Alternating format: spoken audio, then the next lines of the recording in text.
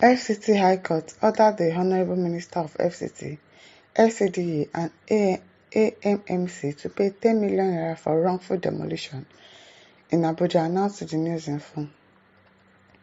The Federal Capital Territory (FCT) in Nigeria is subject to unique land management regulations under the Federal Capital Territory Act (FCT Act) and the Urban and Regional Planning Act.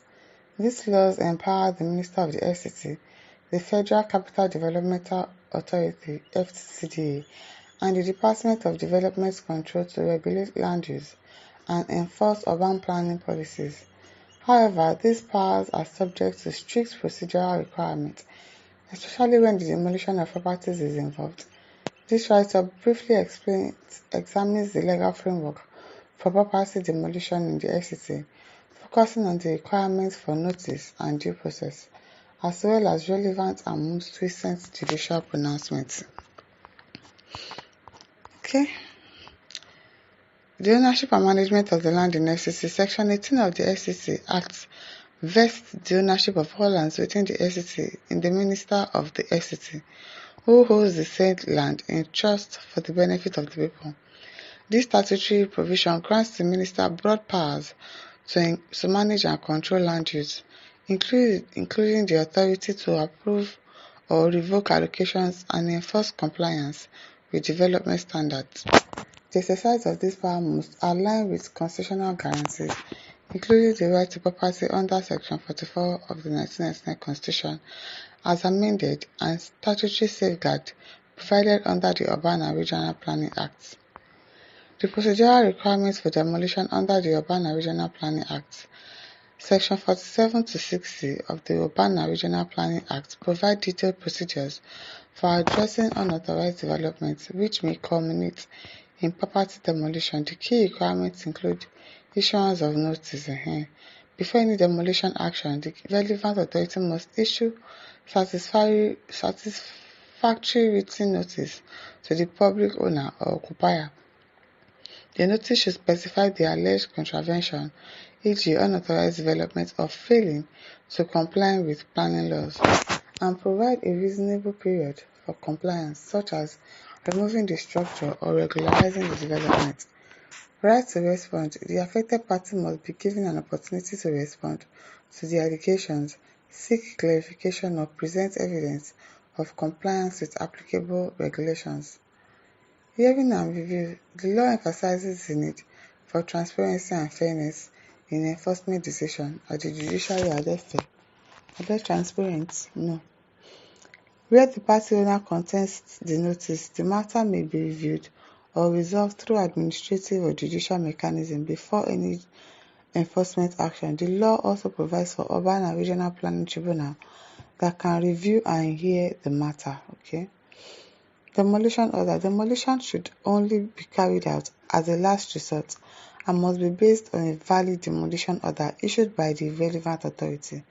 The order must comply with statutory provision and be executed within the bounds of the law. That one is very important because they'll just get there and start demolishing people's houses. You will not make findings. You will not make any findings before you start demolishing people's houses.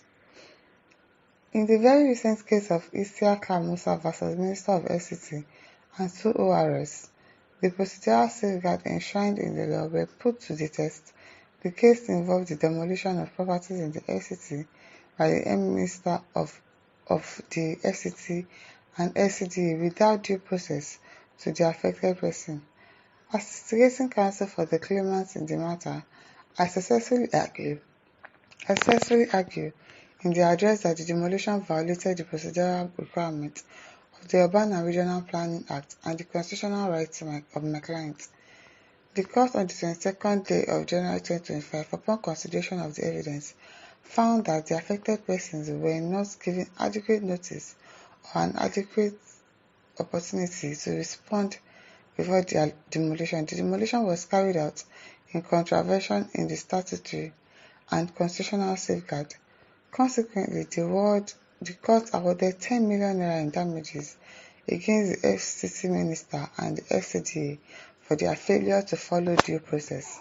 Is Wike going to pay that 10 million naira? I doubt it.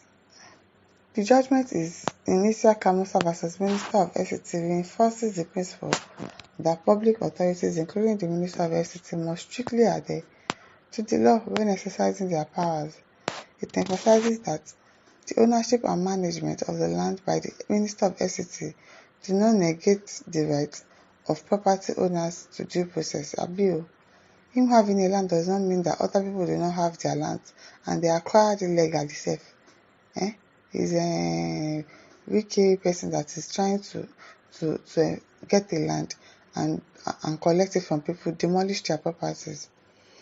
Issuance of proper notice and adherence to statutory procedures are mandatory requirements for any enforcement action, including demolition. The authorities to legal liabilities and damages. Okay, now I hope they do that.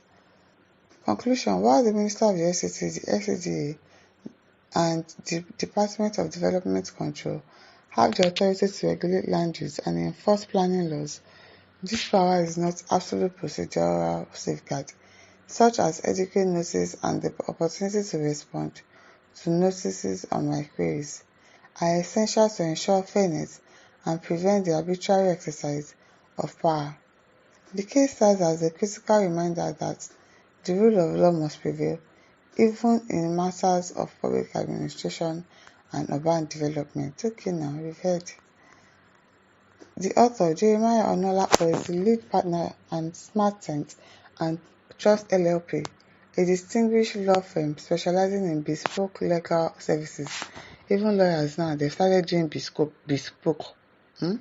Lawyers, bespoke, really. It is close people that are here that are always using bespoke. The clothes is ready. Get ready for your bespoke whatever. And lawyers and doctors. Now you don't reach lawyer people side. Okay, now. Okay, a distinguished law firm specializing in bespoke legal services tailored to meet the unique needs of its clients. With a strong commitment to developing excellence, Jeremiah brings extensive experience and in-depth knowledge across a range of legal disciplines, delivering innovative and practical solutions to complex legal challenges. Dedicated to personnel service, he works closely with clients and understands their goal, ensuring strategic and effective outcome. As Mountains and Trust LLP, Jeremiah and his team continue to uphold the firm's regulation for integrity, professionalism, and client-centric advocacy. If I hear that man is all of this that he just mentioned here, if I hear that he is that, I hope that they get to resolve the issue, because that 10 million naira, I doubt if our minister will pay that money. It is well. My listeners, over to you. Leave your thoughts in the comment section. Don't forget to like, share, and subscribe. Thank you for listening. See you some other time. Bye.